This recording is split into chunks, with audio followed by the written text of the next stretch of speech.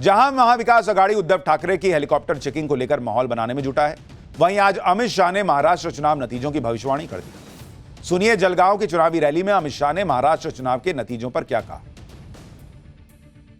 मैं कोंकण भी गया, विदर्भ की भी गया,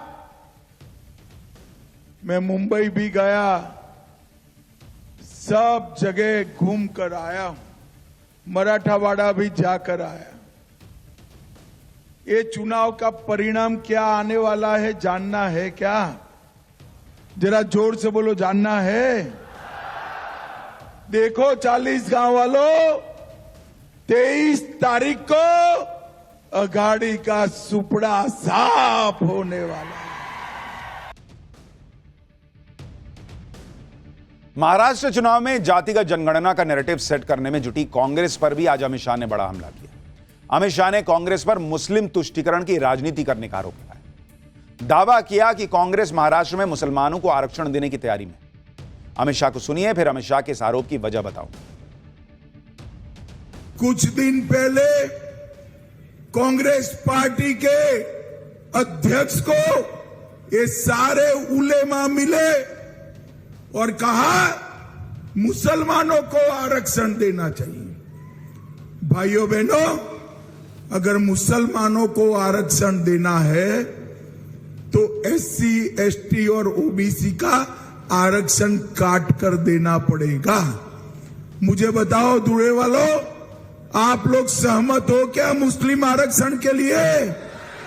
अरे जोर से बोलो, सहमत हो क्या?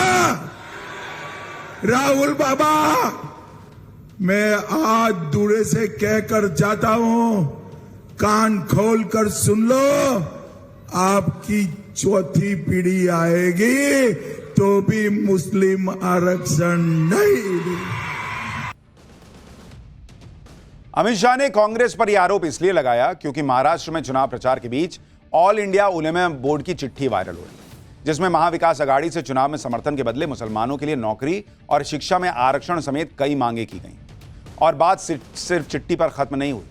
आज तो all India Muslim personal law board के मौलाना सज्जाद नोमानी ने बाकायदा प्रेस कॉन्फ्रेंस की, जिसमें उन्होंने ऐलान कर दिया कि वो महाराष्ट्र में महाविकास आघाड़ी के कैंडिडेट्स को जिताने के लिए जोर लगा देंगे। सुनिए उनको। In the best interest of our country, better future, and most importantly, to safeguard the constitution of our country, we are hereby suggesting the list of candidates we shall be supporting in upcoming Vidhan Sabha elections 2024.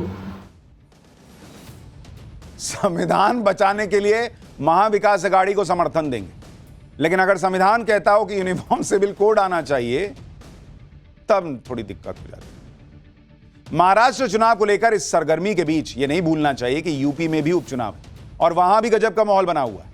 एक तरफ योगी आदित्यनाथ पूरी तरह से confident हैं, तो महाराष्ट्र, झारखंड, कहीं सब जगह जाकर बीजेपी को जितवाने का प्रयास कर रहे हैं। दूसरी तरफ अखिलेश यादव है, जो अपनी घर की सीट करहल को लेकर फंस गए। अखिलेश को करहल की सीट की बहुत फिक्र हो रही है। करहल में अखिलेश ने अपने भतीजे तेज प्रताप को टिकट दिया है और तेज प्रताप को जिताने के लिए पूरी मुलायम फैमिली करहल में उतरी हुई है। डिंपल यादव 7 दिनों से लगातार वहां प्रचार कर रही है। धर्मेंद्र यादव ने 5 दिन में कई नुक्कड़ सभाएं की। शिवपाल यादव भी 3 अलग अलग सभाओं के लिए समर्थन मांग चुके हैं। आदित्य यादव भी तेज प्रताप यादव के लिए कैंपेनिंग में उतर चुके हैं। अखिलेश यादव खुद करहल के कई गांवों में जाएंगे। मुलायम फैमिली को डर है कि कहीं यादव वोट बट ना जाए, क्योंकि बीजेपी ने अनुजेश यादव को उम्मीदवार बनाया है और वो भी मुलायम परिवार के रिश्तेदार हैं। वरना अपने ही गढ़ में इतनी ताकत लगानी पड़ रही है। बीजेपी के कैंडिडेट को जिताने के लिए अखिलेश के दूसरे रिश्तेदार भी जुट गए, इसलिए अखिलेश यादव थोड़ा घबराए हुए हैं, यह बताया जा रहा है। इसकी झलक उनकी चुनावी रैलियों में भी नजर आ रही है। आप भी सुनिए एक बार। और अगर कोई घबरा रहा हो तो हमारे साथ हेलीकॉप्टर में चले, हम उसे ले जा रहे हैं। कोई घबरा तो नहीं रहा यहां पर, मंच वाले तो नहीं घबरा रहे हैं। मुझे लगता है कोई मंच पे घबराने वाला बैठा हुआ है। तो कोई घबराने वाला तो नहीं है। ये कोई इसलिए नहीं घबराएंगे, अगर घबरा गए तो टिकट नहीं मिलेगी इनको। अगर इन्होंने अधिकारियों से सांठ गांठ की मैं कह रहा हूं अभी किसी अधिकारियों से साठगांठ मत करना, कोई दोस्ती नहीं है। ये कोई गड़बड़ तो नहीं कर दोगे? कोई है तो नहीं ऐसा जो मिला हुआ हो अधिकारियों से? बताइए, ये घबराहट नहीं तो और क्या है कि अखिलेश यादव को अपने ही रैली के मंच पर खड़े होकर पूछना पड़ रहा है कि कोई अधिकारियों से मिला हुआ तो नहीं है, कोई गड़बड़ तो नहीं कर दोगे? ऐसे में करहल की चुनावी लड़ाई में कौन बाजी मारेगा, इसे समझने के लिए करहल के वोटर्स को सुनिए।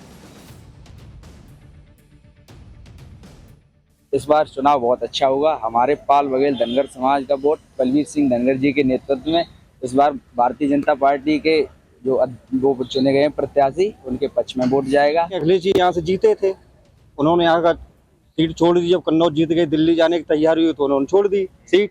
तो जब सीट छोड़ दी उन्होंने, तेजू के लिए छोड़ दी, क्या और कोई यहाँ था ही नहीं। यहाँ से पहले से प्रचार सपा का रहा है, सपा का ही रहेगा। और अंदरूनी तो मैं किसी का जानता नहीं क्या होगा क्या नहीं, लेकिन मुख से यही सुनते कि सपा सपा सपा। ये तो पार्टी की लड़ाई है ना। अब रिश्तेदार जैसे पहले सपा में थे, भाजपा में हो गए, अपना अपना वर्चस्व जमा रहे, बहुमत जमा रहे, भाई हमारा हो जाए, लेकिन बहुत मुश्किल है। यानी मामला टाइट और जा किसी भी तरफ सकता।